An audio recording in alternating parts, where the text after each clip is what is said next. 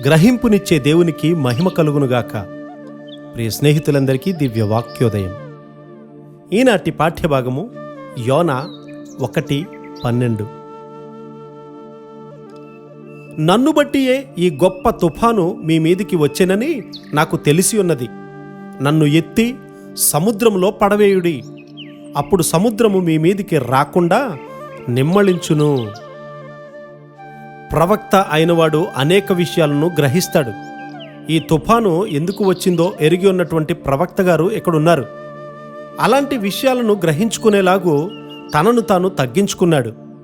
భార్య యొక్క జబ్బుకు కారణము భర్త కావచ్చు, కానీ దానిని గుర్తించేలా అతడు తగ్గించుకోకపోవచ్చు.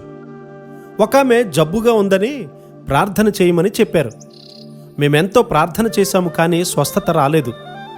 ఆమె భర్త పాపం వల్ల భార్యకు జబ్బు వచ్చినట్లు దేవుడు చెప్పాడు.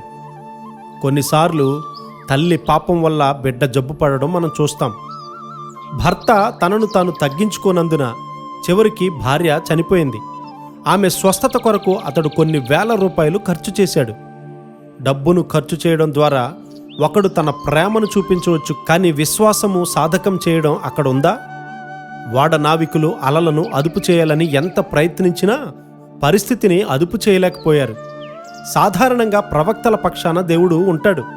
అయితే ఇక్కడ ప్రవక్త యొక్క అవిధేయతను బట్టి దేవుడు అతనితో లేడు. అతడు దేవుని చిత్తములో లేడు.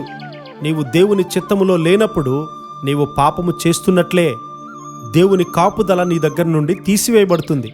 తాను ప్రయాణిస్తున్న ఓడకి యోనా నాశనాన్ని తీసుకొస్తూ ఉన్నాడు. నీ స్వంత కుటుంబానికే నీవు కష్టాలు తీసుకుని రావచ్చు. దైవ భక్తి లేని ప్రజలతో నివసించాలని నీవు తీర్మానించుకుని ఉండవచ్చు. ఉద్దేశపూర్వకంగానే నీవు ఆ స్థలాన్ని ఎంచుకున్నావు. లోతుగారు కూడా అలా చేసి తన కుటుంబానికి నాశనాన్ని తెచ్చుకున్నాడు కదా.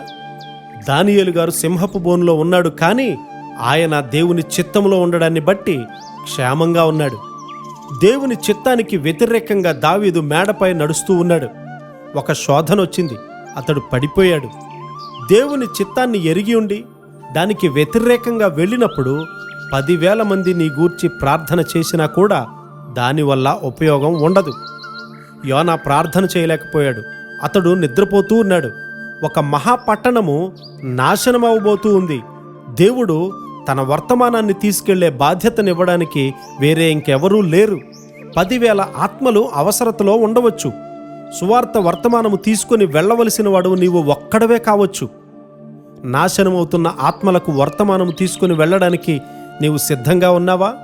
సిద్ధ మనసు కలిగి ఉండే కృప దేవుడు మనందరికీ సమృద్ధిగా అనుగ్రహించునుగాక. ఆమెన్.